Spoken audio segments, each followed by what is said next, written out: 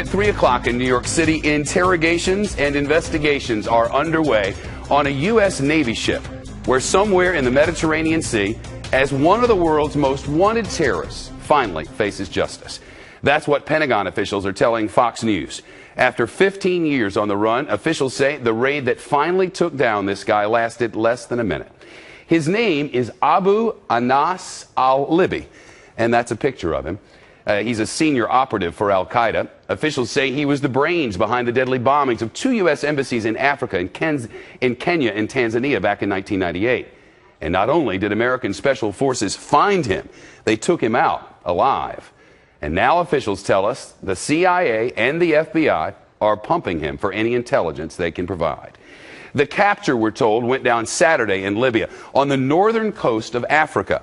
That same day, and some 3,000 miles away, the U.S. launched a separate, second terror raid, one with a very different ending. It happened in Somalia, on the Horn of Africa.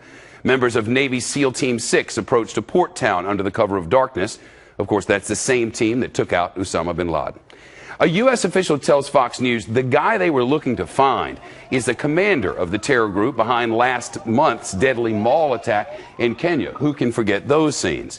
But the SEALs aborted the capture mission at the last minute and left Somalia empty-handed. Jennifer Griffin is on Fox Top Story live for us this afternoon at the Pentagon. Hello, Jennifer. Hi, Shepard.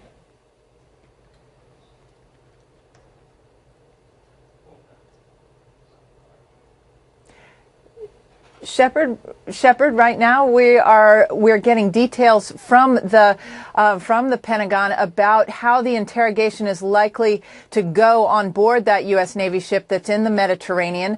I'm told that he could be on board the ship for a matter of weeks.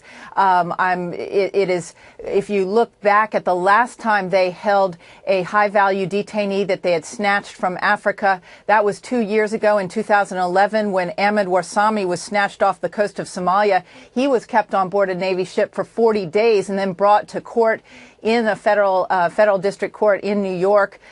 He pleaded guilty and was eventually convicted. So that's what they expect to happen. There's already some complaints from Capitol Hill. Senator Lindsey Graham says that al-Libi should be taken to Guantanamo Bay, but the administration has no intention of doing that at this point, Shep. I guess there are a lot of questions, Jennifer, from the country where we got this guy. Those remain, don't they?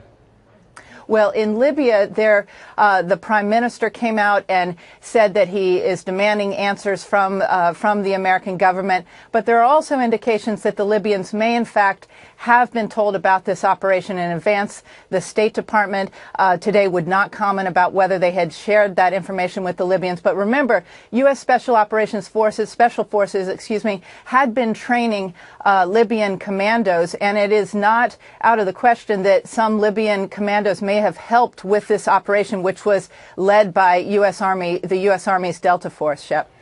Questions about the timing here. You know, the White House needed something good in foreign policy, and the cynics and the critics have suggested that maybe this was a timing matter that fit real nicely. Well, there is the issue of why grab al-Libi now? He had been wanted for more than 15 years. He had been living, we're told, in the open in Tripoli, the capital of Libya, for the last 2 years. In fact, a year ago, there were news reports that he had been sighted there. He didn't have a large security contingent with him. It's clear that he felt very comfortable there. So the question is, if they'd been watching him for some time, which I understand they had been, why carry this out now? Now, the White House pushed back today and said that the timing of the two raids in two separate countries happened to happen at the same time on Saturday was sheer coincidence. But again, the question is, why grab al-Libi now when he's been in the open for so long? Jennifer Griffin at the Pentagon. Jennifer, thanks very much.